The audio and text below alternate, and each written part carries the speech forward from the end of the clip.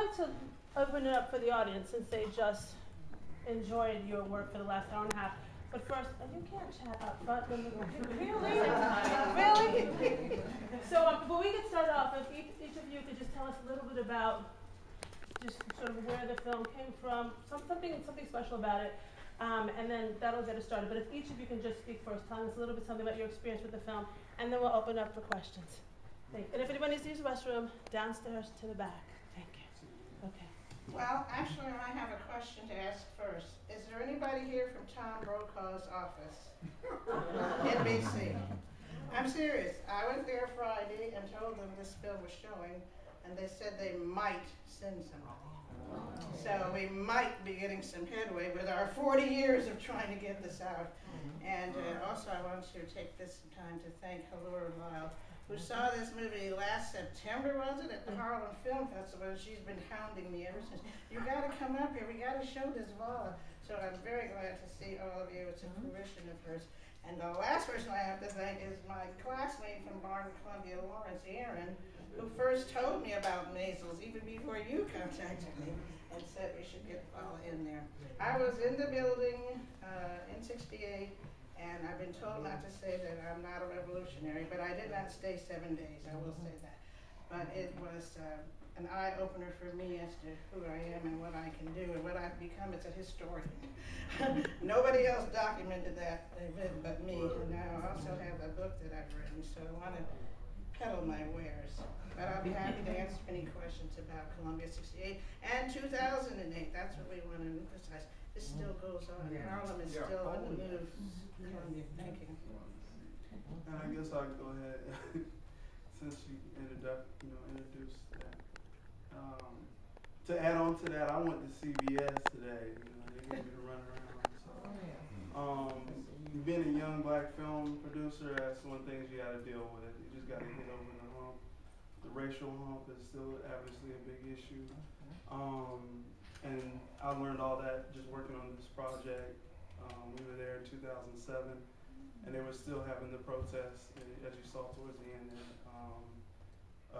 We're the producer of Vala, the Power of the Black Students, Columbia, 1968 to 2008.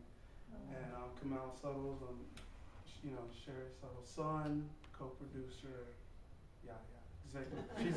She's executive producer. She pulled the money out. I put the money.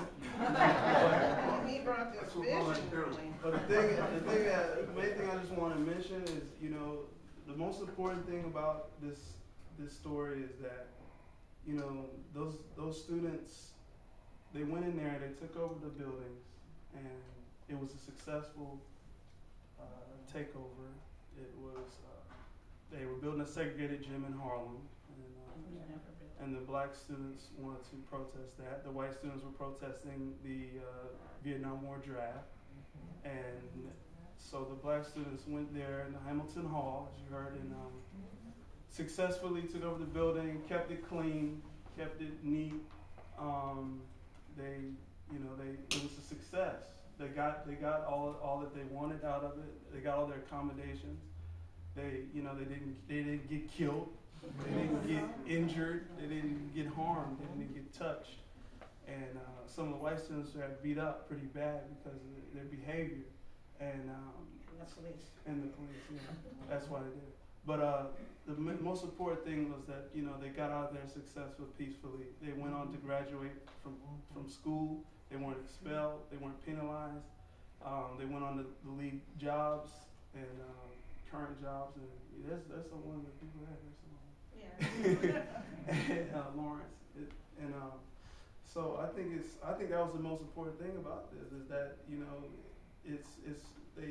the media holds back so much about the truth, and that there's peaceful demonstrations that can go on and be successful, and it doesn't have to end violently. And I thought that was the most important thing. Also, the fact that it's still going on. It's 2008. It's 2010. And me being, from the younger generation, I'm 27 years old, and when we started the film, I was 24, and some of those students I was interviewing were a couple of years older than me, or a couple of years younger than me, rather. And it's just sad to see. It's just really sad. It's depressing. Makes me mad sometimes. but I'll just be cool about it. But yeah, right now. But what happened is that you know, the most important thing that I got out of that was that this story and this project, it crosses over age, race, you know, all these different issues that are still quite relevant to today. And we just want to get whoever has anything they want to get it to CBS or where we've been knocking on doors. It's very difficult in the entertainment business, I'm sure you know. And we would like to get Oprah or Tyler Perry involved. We've been contacting them. And that's all I have to say. Thank you right now. And we do have another guest to introduce, Brian Shaw, sorry. He's Cameraman. Cameraman. I like to get all the images and everything, by the way, because that image lasts longer than the actual event.